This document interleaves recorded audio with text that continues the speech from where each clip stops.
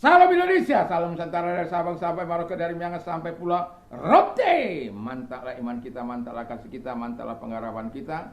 Tentunya dalam Yesus Kristus menjadi Tuhan dan Juru Selamat kita dan Juru Selamat dunia. Jangan katakan bahwa Yesus bukan Tuhan, jangan katakan pula bahwa Yesus bukan Juru Selamat. Dia adalah Tuhan, Dia adalah Juru Selamat. Kalau engkau percaya engkau akan diselamatkan, Yohanes 3 ayat 36 dan Yohanes 14 ayat ke-6, Yesus berkata, Akulah jalan dan kebenaran dan hidup, tiada seorang sampai kepada Allah kalau tidak melalui aku. Dan Yohanes Kisah Rasul 4 ayat 12, Rasul Paulus mengatakan, dan keselamatan tidak ada dalam siapapun juga selain dalam Dia, Yesus Kristus. Karena di bawah kolong langit ini tidak nama lain yang diberikan kepada manusia yang olehnya kita diselamatkan. Dan Yohanes 3 ayat 36 16, karena begitu besar kasih Allah akan dunia ini, sehingga Ia mengaruniakan anaknya yang tunggal, supaya setiap orang yang percaya kepada yang tidak binasa, melainkan beroleh hidup yang kekal. Mantap. Dan juga Rasul Petrus dalam Roma 10 ayat yang ke-9-10, dengan hati percaya engkau dibenarkan, dengan mulut mengaku engkau diselamatkan. Kiranya kita mendapatkan pilihan yang terbaik dituntun oleh Tuhan, supaya apa yang kita lakukan mempermuliakan Tuhan. Selamat malam, semoga kekuatan Tuhan, kekuatan firman, kekuatan Roh Kudus senantiasa menyertai kehidupan kita. Sebelum kita mendengarkan firman Allah, mari kita berdoa. Biarlah firman-Mu sebagai pelita bagi kaki kami, terang bagi jalan kami. Di dalam nama Yesus kami berdoa dan bersyukur. Haleluya, amin. Puji nama Tuhan. Saya akan membacakan satu ayat di dalam Mazmur 119 ayat yang ke-105. Your word is a lamp unto my feet and a light for my path. Firman-Mu adalah pelita bagi kakiku, terang bagi jalanku. Dan kita bisa bayangkan pada zaman dahulu belum ada penerangan seperti yang sekarang ini. Tinggal cetek hidup. Lampu jalan juga hidup. Walaupun di tengah hutan gak mungkin hidup. Tapi di mana kita saat ini hampir dari jalan-jalan besar kita bisa melihat penerangan. Untuk apa? Untuk memberikan rasa aman, rasa nyaman di tengah-tengah perjalanan kita. Nah, demikian juga firman Allah, kata firman Allah bahwa Ia pelita bagi kaki kita, terang bagi jalan kita. Jadi kalau pelita itu tidak menerangi kehidupan kita, sudah pasti kita tersesat, sudah pasti kita tenggelam dan masuk dalam lumpur dosa dan tinggal di lembah kebinasaan. Dan itulah sebabnya pemazmur mengajar kita, dan pemazmur membuat firman Tuhan sebagai yang pertama penerang kehidupannya. Jadi kalau dia menerangi, kita tidak akan tersandung.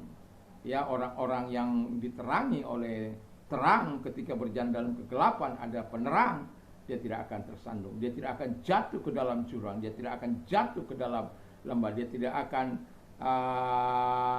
membahayakan dirinya, sebab ada penerang yang memberikan suluh kepada dia.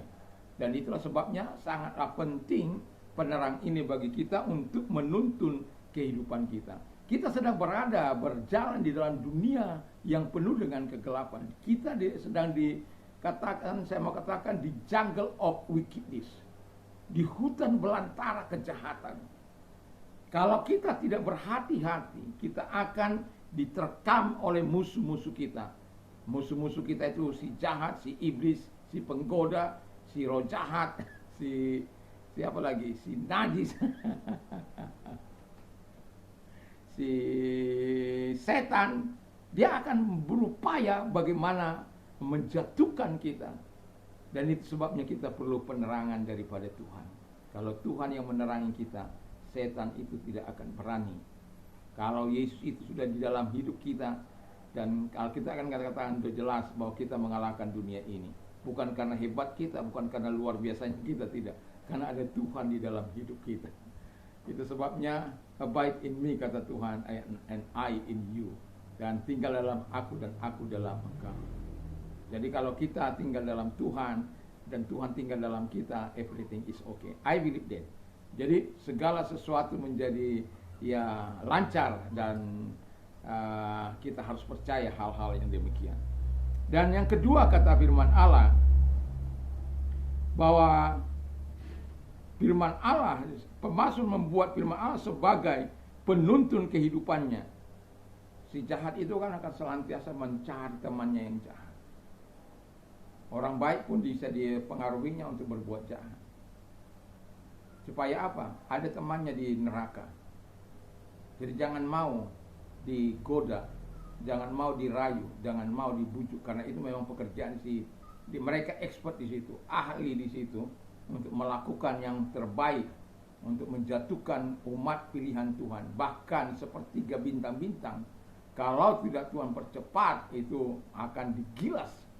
Dan itulah sebabnya kita perlu terus bersandar sepenuhnya kepada Tuhan, kepada firman Allah. Firman Allah itu adalah, kalau kita ketahui, firman itu adalah Yesus sendiri.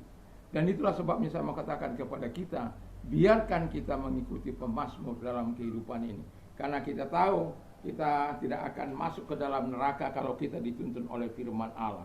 Dan firman ini juga berfungsi untuk mengajar kita. Mengajar bagaimana hidup, mengajar bagaimana bermasyarakat, mengajar bagaimana memperlakukan sahabat-sahabat kita, memperlakukan orang-orang di dekat kita dan lain sebagainya. Dan mengajar untuk mengerti tentang firman Allah supaya kita mengerti dan memiliki pengetahuan akan firman Allah. Juga firman Allah itu menyatakan kesalahan kita. Jadi jangan pikir kalau Tuhan itu mengoreksi kita, dia terlalu kejam, tidak. Tetapi dengan cinta kasihnya supaya kita benar-benar melakukan apa yang berkenan di hadapan dia.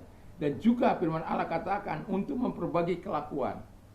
Paulus begitu jahat, begitu luar biasanya. Dan banyak orang yang melakukan hal-hal yang jahat, tetapi ketika mereka menerima firman Allah, mereka menerima kuasa Yesus, kuasa Roh Kudus dalam hidup mereka, mereka berubah dan mereka melakukan apa yang menyenangkan hati Tuhan. Karena apa?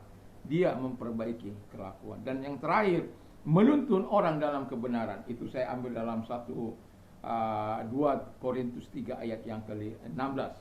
Jadi kita tahu bahwa dia menuntun kita dalam kebenaran. Supaya apa? Kebenaran itu akan memasukkan kita kepada kerajaannya.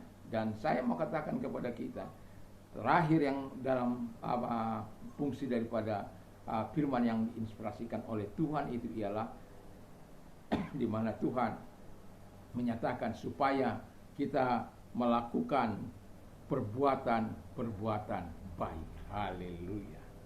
Jadi perbuatan-perbuatan baik, apa yang kita bisa dapat lakukanlah.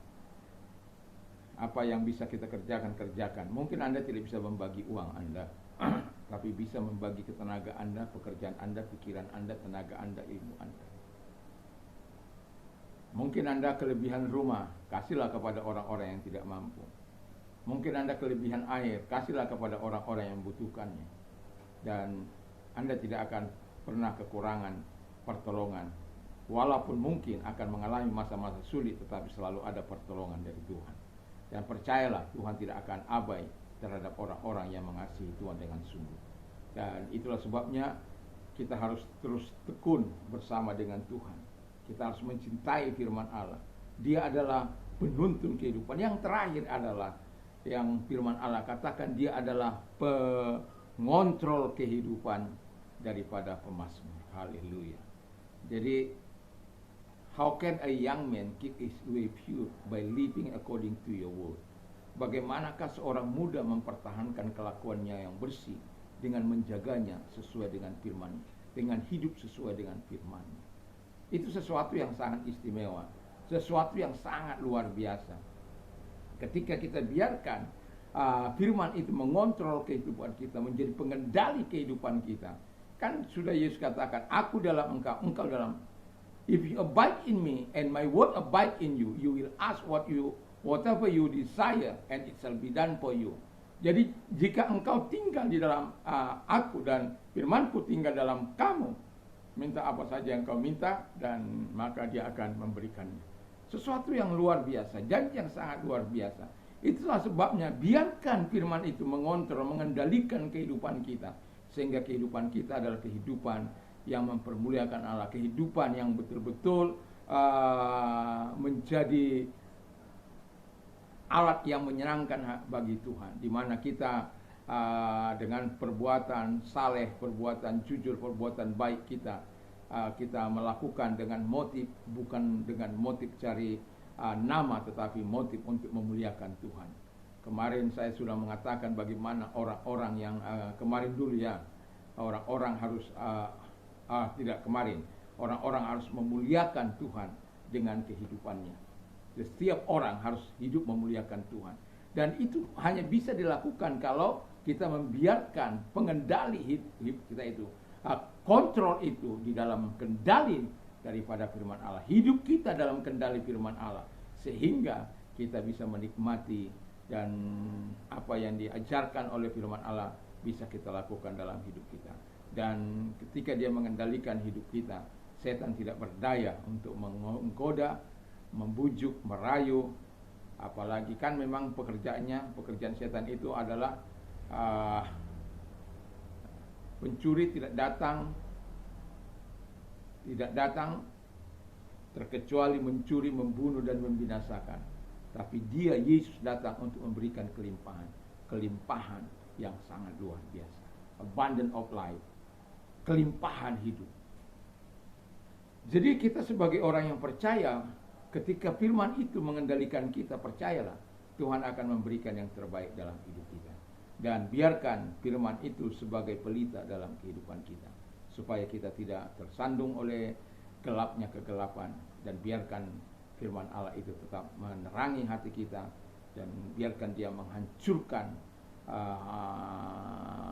tanah-tanah batu yang mungkin ada, dan biarkan dia melembutkan setiap hati kita untuk mempermuliakan Tuhan di dalam kehidupan kita, sampai kita bertemu muka dengan dia. Doa dan harapan saya, pelita itu tidak akan pernah padam sampai kita bertemu muka dengan dia. Mari kita kepada itu berdoa.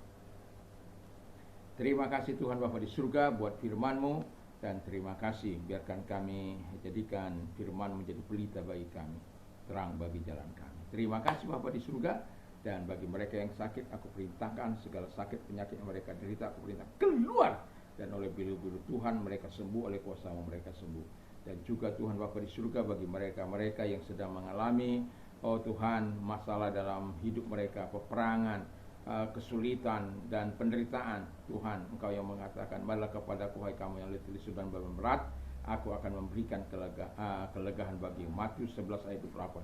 Dan kalau engkau orangnya, mari angkat tangan, biarlah Tuhan yang menyelesaikan segala masalah kita. Mari kita berdoa. Terima kasih Tuhan, lihat tangan-tangannya diangkat kepadamu, kami menyerahkan diri kepadamu, menyerahkan hidup kami, dan Tuhan menolong. Engkau membukakan tingkat-tingkat langit dan mencurahkan apapun yang kami butuhkan, dan buka pintu rahmat-Mu, buka pintu belas kasihan bagi kami Bapa di surga.